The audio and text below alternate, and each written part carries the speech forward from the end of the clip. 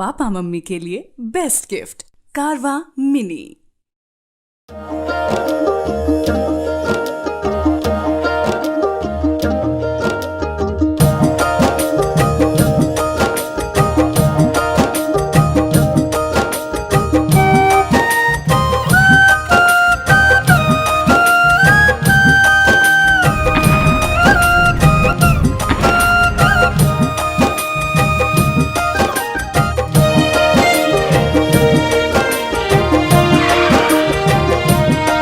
शिव शंभु है अभयंकर शंकर, भले ही लगता रूप भयंकर।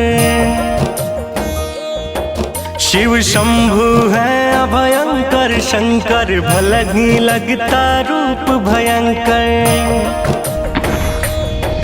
बाबा है अंतर्यामी, तीनों लोकों के स्वामी। बाबा है अंतर्यामी, तीनों लोकों के स्वामी।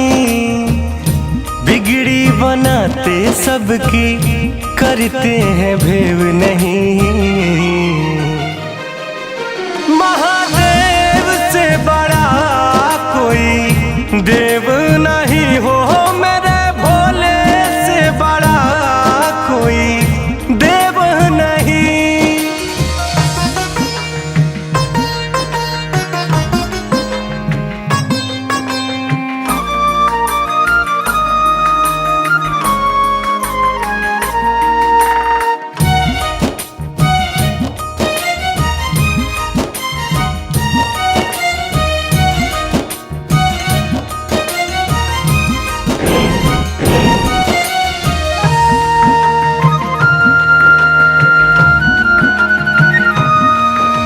नीले नीले अंबर पे बैठा है बाघंबर पे, ऊंचे पहाड़ों पे है भोले का बसेरा।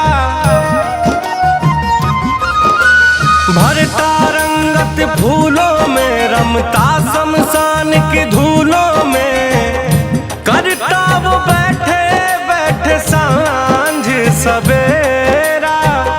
शिव जैसा दूजा कोई है सत्यमेव नहीं। महादेव से बड़ा कोई देव नहीं हो, मेरे भोले से बड़ा कोई देव नहीं।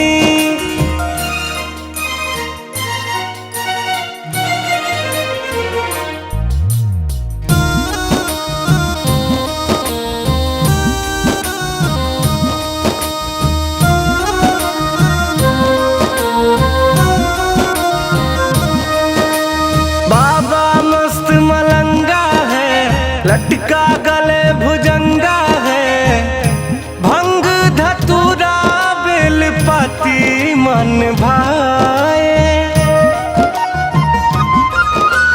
कर्म का लेखा लेख रहा, आंख मूंद सब देख रहा। कुछ नहीं बोले, मन में ही मुस्काए। जग सारा नश्वर प्यारे, रहेगा सदैव वही। महादेव से बड़ा कोई देव नहीं हो, मेरे भोले से बड़ा कोई देव नहीं।